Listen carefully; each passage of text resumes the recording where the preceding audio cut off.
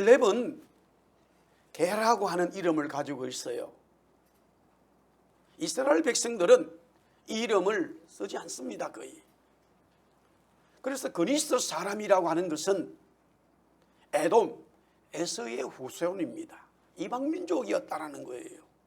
그가 어떻게 이스라엘 민족에 합류가 되었는지는 모르지만 우리가 아는 상식적은 출애굽할 때에 많은 다른 민족의 사람들이 이스라엘 앞에 역사하시는 하나님을 보고, 야, 우리가 믿었던 이 신은 가짜였구나.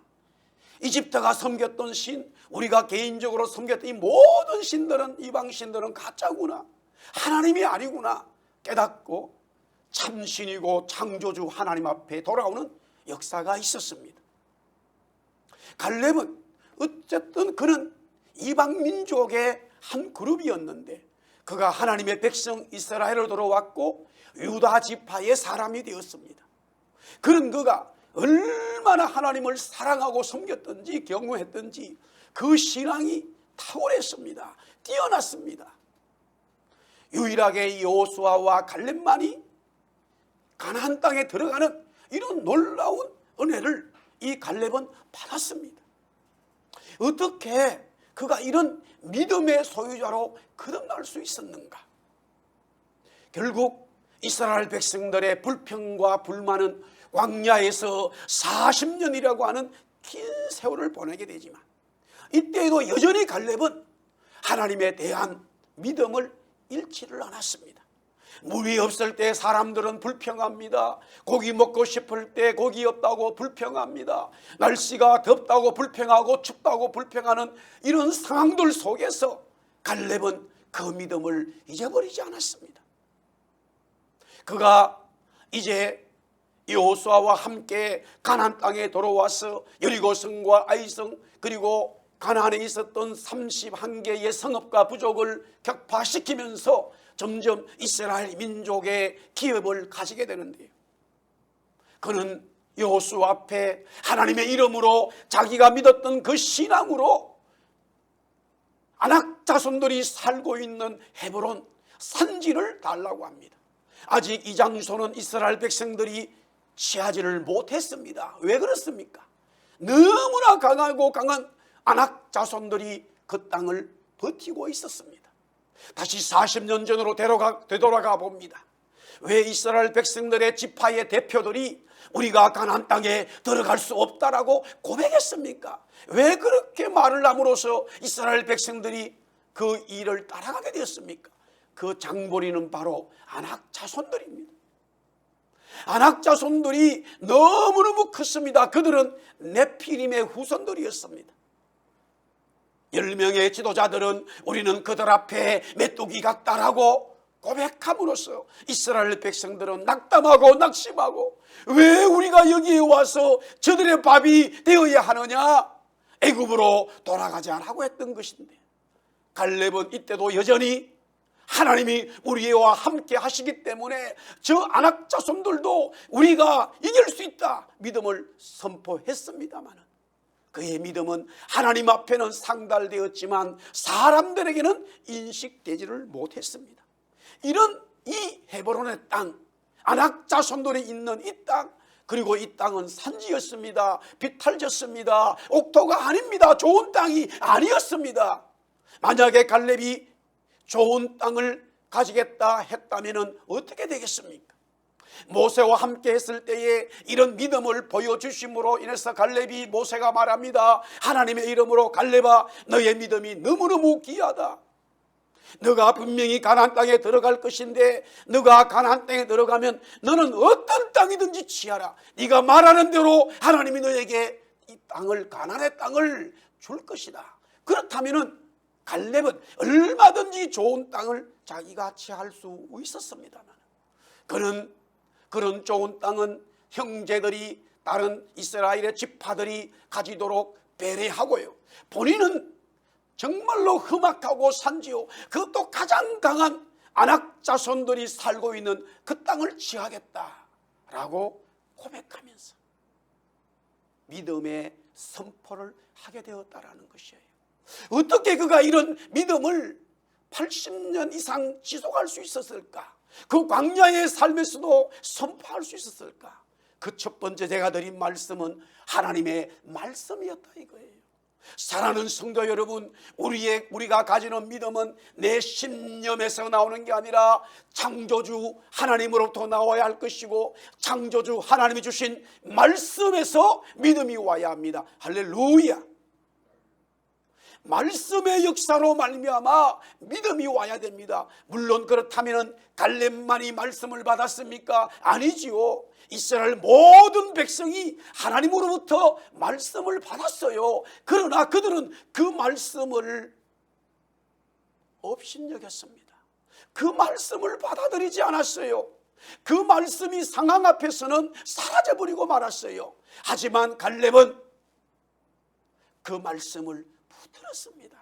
하나님이 적과 꿀이 흐르는 가나안 땅을 우리 민족을 위해서, 이스라엘을 위해서 준비시키시고 주셨다. 그것은 이미 아브라함과 믿음의 조상 때부터 이루어진 하나님의 언약이었다, 하나님의 약속이었다 라고 갈렙은 그 말씀을 믿었다라는 거예요.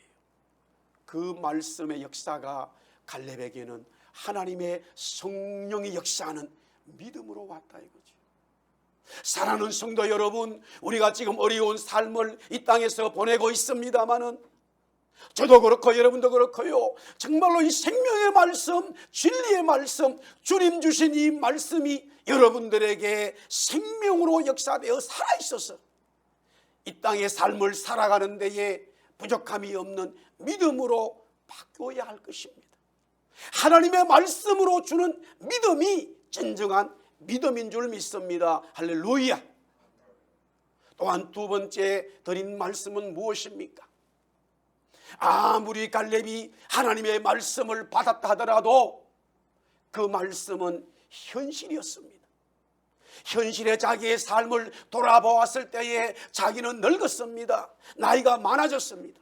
그뿐만이 아니라 자기가 취할 땅은 아낙 자손이 너무나 강하고 강한 그런 민족이 있는 현실을 맞닥뜨렸습니다. 또한 그 땅은 좋지 않은 땅이었습니다. 이런 현실을 만나게 되면 우리가 하나님의 말씀을 받아서 기쁘고 감사하고 믿음이 생겼다 할지라도 그런 현실 속에 좌절하는 경우가 있습니다. 주님 말씀하셨습니다. 왜 가시밭과 돌짝에 떨어진 씨가 열매를 맺지 못한다고 합니까? 분명히 가시와 돌짝에 떨어진 이 씨는 기쁨으로 받았다라는 거예요. 성도 여러분, 우리는 말씀을 받았을 때에 말씀을 거부하는 그런 길가는 아니지만 말씀을 받음으로써 기쁨이 있고 감사가 있어요. 그런데 문제가 무엇입니까? 돌이라 가시라고 하는 현실에 부닥치게 되면은 그만 열매를, 성령의 열매를 맺지 못하고 사그러든다는 거예요. 죽어버린다는 거예요. 그 줄기가 열매를 맺지 못하고 말았다는 것이죠. 우리가 이런 삶을 얼마나 많이 겪고 있습니까? 분명히 나는 말씀을 받았어요. 말씀을 받을 때에 기쁘고 감사하고 세상을 이길 것 같은 그런 하나님의 믿음이 왔습니다. 그러나 문을 열고 현실을 속에, 삶 속에 나가보니까 그 믿음은, 그 말씀으로 받은 믿음은 현실 앞에 너무 작아 보이는 거예요. 사실은 그게 이스라엘 백성들의 삶이었습니다. 하나님이 이스라엘 백성들을 광야를 통해서 가나안에 갈 때에 특별히 홍해바다 앞에 왜 그들을 데리고 갔습니까?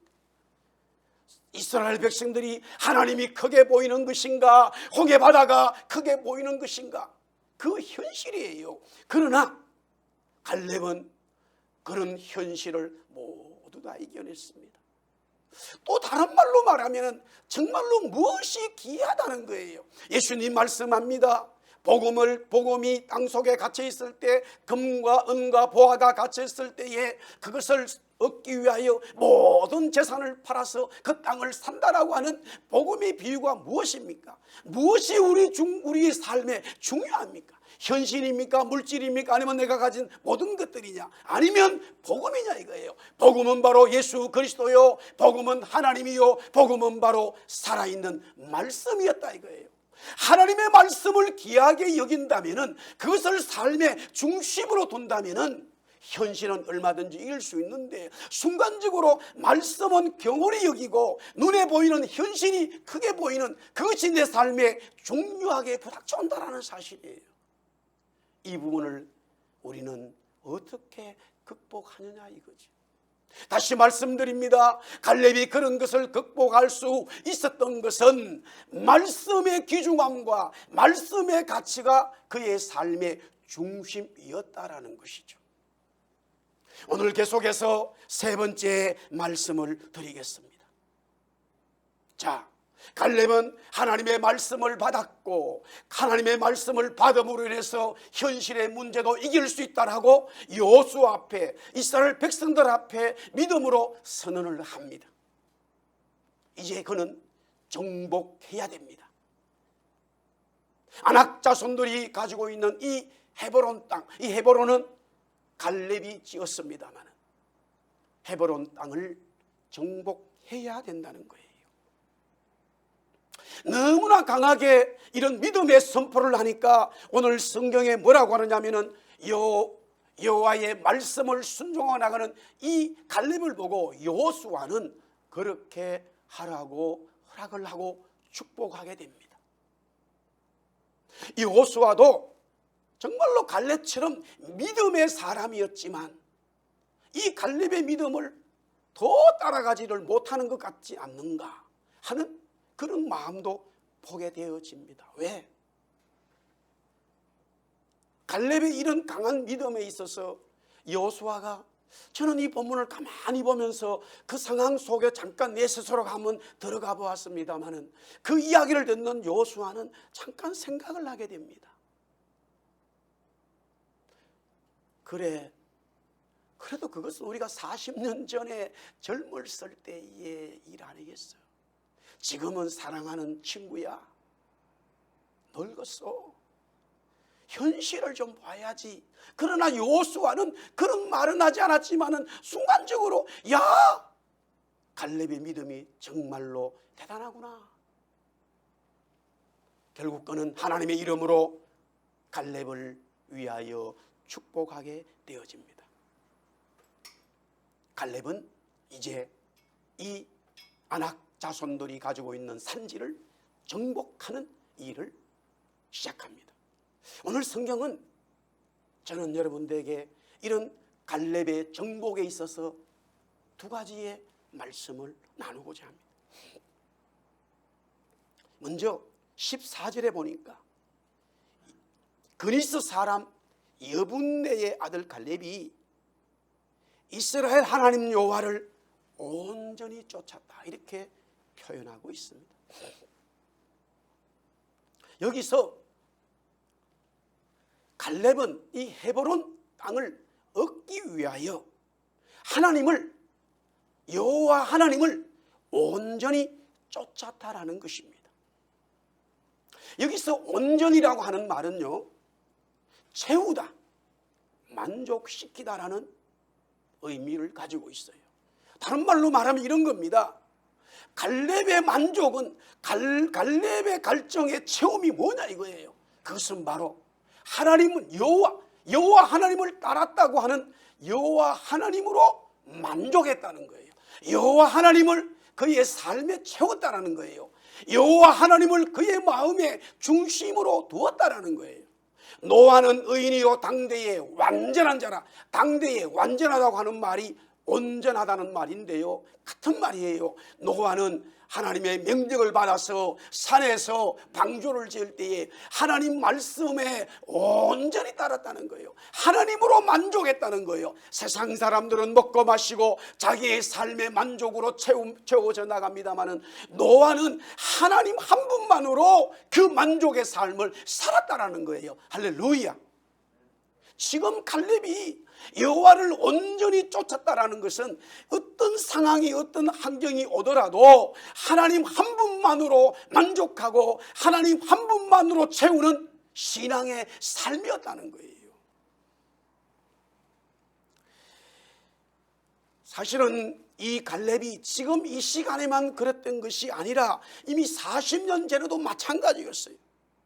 민수기 14장 21절에서부터 24절에 그렇게 말하고 있습니다. 하나님이요 갈렙에게 직접 말씀하시는 거예요. 갈렙이 하나님을 온전히 따랐다는 것을 하나님도 인정하고 계시더라는 거죠. 그러나 진실로 내가 살아있는 것과 여호와의 영광이 온 세계에 충만한 것을 두고 맹세하노니 내 영광과 애국과 광야에서 행한 내 이적을 보고서도 이같이 10번이나 나를 시험하고 내 목소리를 청종하지 아니한 그 사람들은 내가 그들의 조상들에게 맹세한 땅을 결단코 보지 못할 것이요 또 나를 멸시하는 사람은 한 사람도 그것을 보지 못하리라. 그러나 보세요, 뒤에 이렇게 나와요. 내 종 갈렙은 그 마음이 그들과 달라서 나를 온전히 따랐은즉 그가 갔던 땅으로 내가 그를 인도하여 드리리니 그의 자손이 그 땅을 차지하리라. 하나님이 갈렙을 보고 칭찬한 말씀이에요. 여기서 하나님을 온전히 따랐다는 것은 하나님만으로 만족하고 하나님을 모든 삶의 최우선으로 채우는 거예요. 우리가 물질에 만족을 가집니까? 지식에 만족을 가집니까? 직장에 만족을 가집니까? 예, 만족해야 됩니다. 그러나 그것보다 더 만족하고 우리의 삶에 우리의 마음에 중심을 둬야 할 것은 바로 하나님이었다는 사실이에요. 그런데 이렇게 말합니다. 하나님을 온전히 갈렙처럼 따르지 못한 자들은요 하나님을 멸시하는 자로 본다는 사실이에요.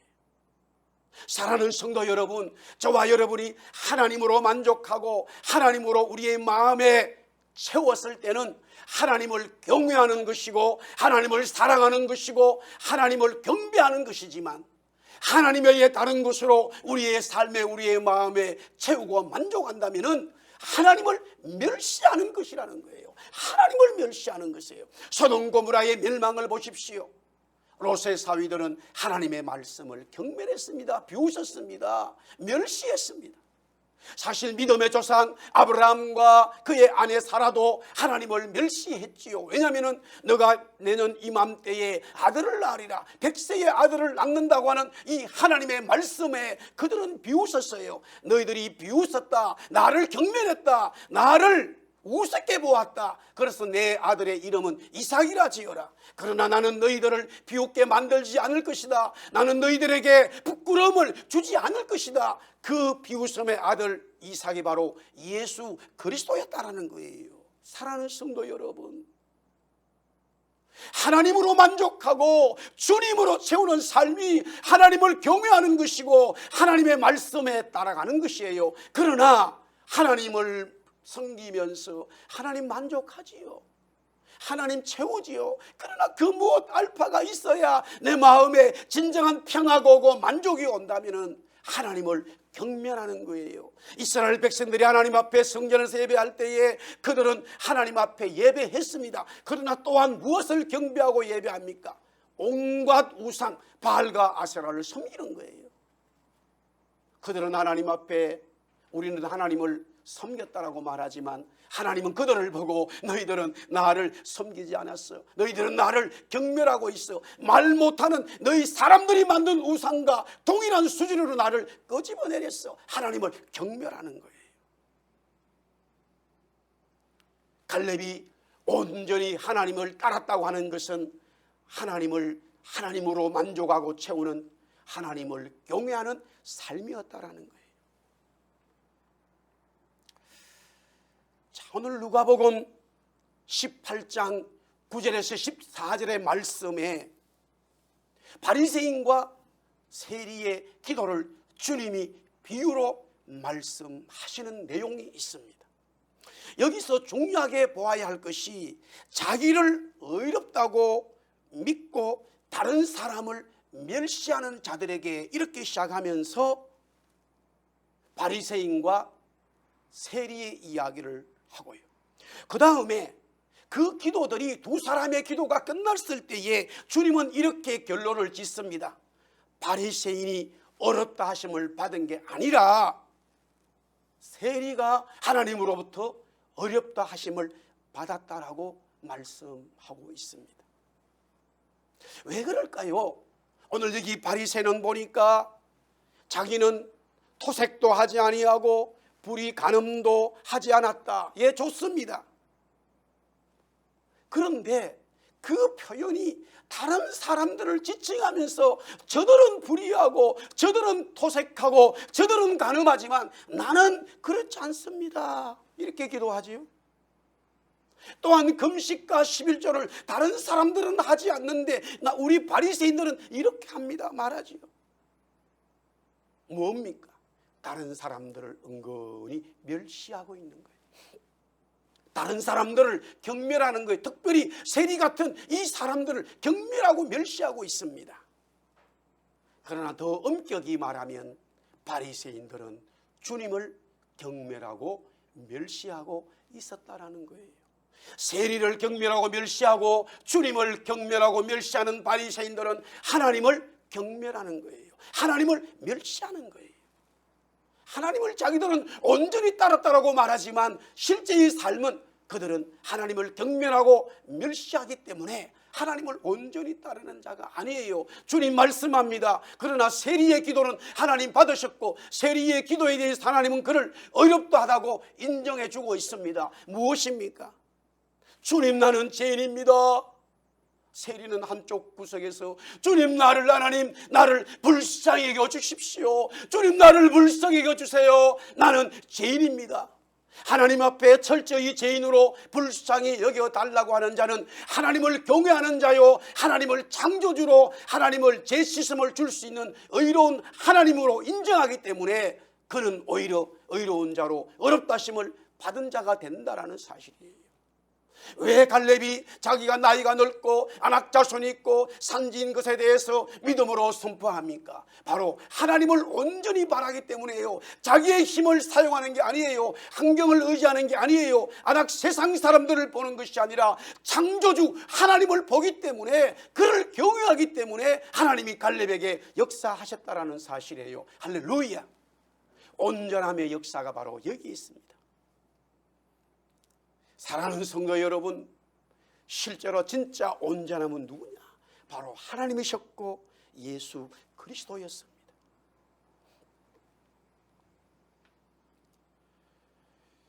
히브리서 5장 8절에 보니까 그가 아들이면서도요 받으신 고난으로 순종함을 배워서 온전하게 되셨고 자기에게 순종하는 모든 자에게 영원한 구원의 근원이 되셨다.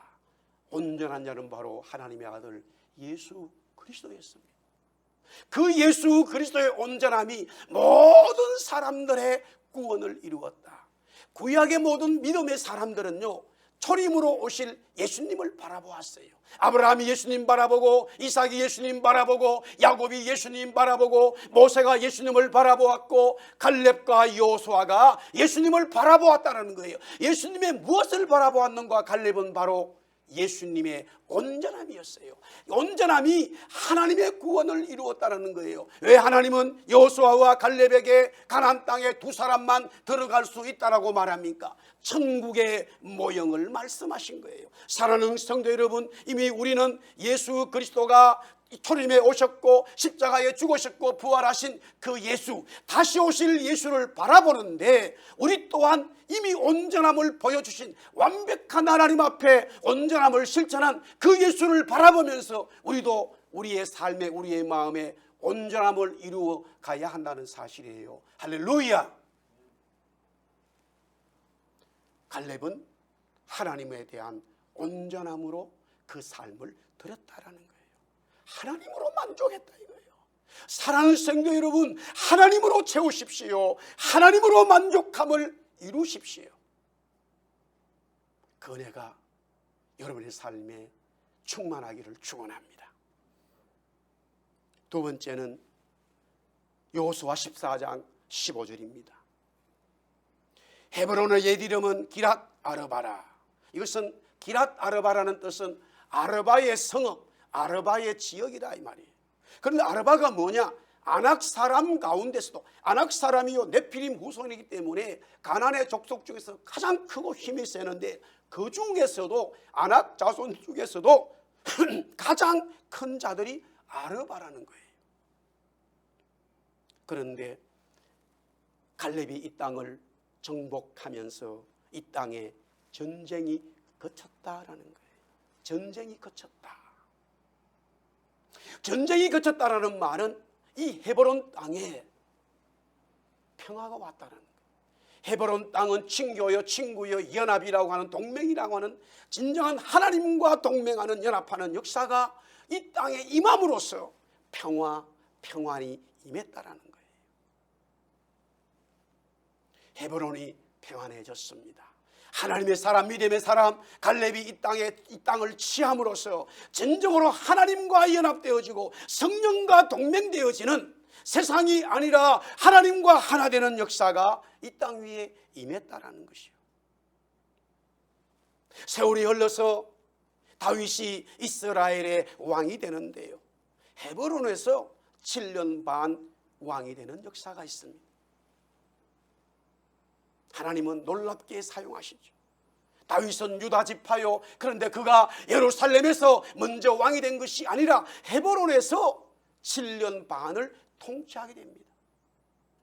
그리고 나머지 33년을 예루살렘에서 통치하면서 그의 40년 왕의 생활을 마치게 되는데, 그의 아들 압살롬이 반역하면서 아버지를 대항할 때에 압살롬이 왕으로서 나도 내가 왕이야, 아버지가 왕 아니야, 이제부터 이스라엘은 나야 라고 외쳤을 때에 그 왕의 선포식을 어디에서 했느냐? 또한 헤브론이었습니다. 헤브론이 믿음으로 나갈 때는 하나님의 평강과 하나님의 평화가 임하지만은, 내가 하고자 하는 내 신념으로 나갈 때는 이 헤브론은 망하게 돼 있다 이거예요. 안악 자손들이 일어난다 이거예요. 사울왕의 가문들이 블레셋에게 망하게 되지요. 이 블레셋은 바로 이 헤브론을 점령하여 자기들의 땅으로 산지를 삼았습니다. 이때에 하나님을 의지하지 않고 하나님을 경멸했던 사울이 하나님의 언약궤를 메고 나갔다가 이 장소에서 전쟁에 실패하고 말았다는 거예요. 하나님이 갈렙을 통해서 이 헤브론 땅을 주신 것은 믿음으로 설 수 있는 자만이 이 땅에 살 수 있다는 거예요. 그렇습니다. 그렇지 않다면 언제든지 안악자손이 일어나고 언제든지 산지인 환경들은 먹을 양식을 줄 수가 없어요. 이런 험악한 땅에 이 갈렙과 그의 자손들이 전쟁이 거치면서 하나님의 평화가 온 것은 하나님이 그들에게 축복해 주셨기 때문에 일어난 일이라는 사실이에요. 다윗 왕은 예수 그리스도의 모형이지요. 요한복음 14장 27절에 주님 말씀합니다. 평안을 너희에게 끼치노니 곧 나의 평안을 너희에게 주노라. 내가 너희에게 주는 것은 세상이 주는 그런 평화가 아니다. 너희는 마음에 근심하지도 말고 두려워하지도 말라. 사랑하는 성도 여러분, 세상이 주는 평안은요, 진정한 우리의 평안이 될 수가 없어요. 주님이 주시는 평강만이 우리에게 진정으로 헤브론의 역사가, 믿음의 역사가 일어난다는 것이에요. 할렐루야. 예수 그리스도께서 십자가에 죽으시고 부활하셨을 때에 제자들을 찾아옵니다. 요한복음의 요한은 이 부분에 대해서 아주 중요하게 다루는데, 무슨 말씀을 예수님이 첫 번째로 하셨습니까? 제자들은 지금 두렵습니다. 무섭습니다. 그래서 자기들끼리 어느 집에 숨어서 그 집의 문을 잠가버리고 어떻게 두려움과 무서움으로 덜덜 떨고 있을 때에 부활하신 예수님이 그곳에 나타나셔서 첫 번째 하신 말씀이 뭐예요? 두렵느냐? 무서웠느냐? 내가 살아났지? 이런 말 하지 않았어요. 하신 첫 마디가 뭐예요? 평안하느냐 이거예요. 베드로야 평안하느냐? 도마야 평화가 있느냐? 네 마음속에 평강이 있느냐? 사랑하는 제자들아 평안하느냐라고 묻습니다. 이것을 오늘 말씀으로 다시 해석한다면, 제자들아 너희 속에 진정한 믿음의 헤브론의 역사가 있느냐 이렇게 묻고 있다 이 말입니다. 두려움과 걱정과 모든 삶의 문제들은요, 여러분과 저 속에 주님이 주시는 평강이 없기 때문이에요. 또한 다른 말로 말하면 죽은 이 산지는요, 살 수 없는 땅이에요. 그러나 전쟁이 그쳤다는 것은 이 갈렙을 통해서, 그의 후손들을 통해서 하나님이 그 땅에 복을 주심으로 평강과 평화가 일어난 부활의 역사, 생명의 역사가 있었다라는 것이죠. 예수님이 십자가에 죽으셨습니다마는 부활하셔서 평안하느냐라고 묻는 것은 정말로 예수님의 부활, 생명의 역사, 새 언약의 역사만이 우리에게 평강과 평화를 가져다 준다, 이 말입니다. 할렐루야.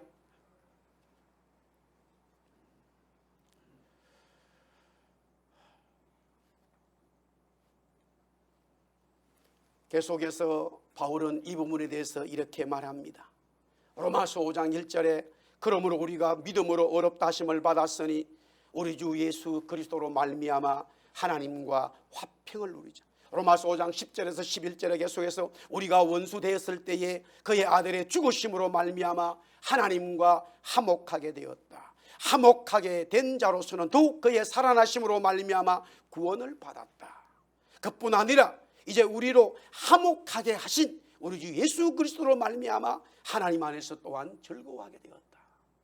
그리스도의 죽음과 그리스도의 부활이 하나님과 우리들의 관계를 화목하게 만들었다. 진정으로 하나님이 주시는 평안, 평강을 맞이하게 되었다라는 거예요. 사랑하는 성도 여러분, 여호수아 14장의 말씀을 이제 다시 한번 정리하겠습니다. 이스라엘 백성들은 요단강을 건너기 전에 땅을 차지하고 루벤과 gad과 또 므낫세의 반이 차지합니다. 요단강을 건넜습니다. 31개의 성읍을 차지함으로써 이제 모든 이스라엘 백성들이 기업을 가지게 되고, 물론 아직까지 가나안 땅을 정복해야 할 땅이 많이 남아 있습니다만 그 중에 제일 문제가 되는 땅이 아낙 자손들이 가지고 있는 이 기르한 열합, 즉 헤브론이었습니다. 이때의 갈렙이 여호수 앞에 내가 저 땅을, 이 산지를 취하겠다, 담대히 믿음으로 선포합니다. 어디서 그가 그런 믿음이 왔습니까? 하나님의 말씀이었습니다. 사랑하는 성도 여러분, 하나님의 말씀을 붙드십시오. 말씀이 여러분의 생명이고 말씀이 여러분의 진리인 줄 믿으시기를 바랍니다. 그 말씀은 환경을 이깁니다. 육신이 늙었다는 환경, 가장 강한 이 아낙 자손들이 있는 사람에 대한 무서움, 또 산지인 이런 상황조차도 말씀이 이길 수 있습니다. 말씀이 더 강력한 세상을 이길 수 있습니다. 마지막으로 이런 믿음으로 말씀을 가지고 현실을 나간다면 정복해야 되겠죠. 정복할 때에는 두 가지입니다. 온전히 하나님을 따라야 됩니다. 온전히 하나님만 바라보는 거예요. 하나님만 바라보는 거예요. 하나님으로만 만족하는 거예요. 하나님으로만 채우는 거예요. 그뿐만이 아니라 그렇게 한다면 하나님이 주시는 그 산지, 정말로 이룰 수 없는, 소망 없는 그 땅에 하나님의 평강과 평안과 화평의 역사가 임하게 되어 있다는 거예요. 바로 주님이었죠. 주님으로 말미암아 그 땅에 하나님의 역사가 임하게 되어졌습니다. 갈렙과 같이 다시 오실 예수 그리스도를 바라보면서 예수님 한 분만으로 만족하고 예수님 한 분만으로 나의 삶의 복인 줄을 고백하고 그 주님 따라가는 갈렙과 같은 믿음의 사람들이 되기를 살아계신 예수 그리스도 이름으로 축원합니다. 할렐루야.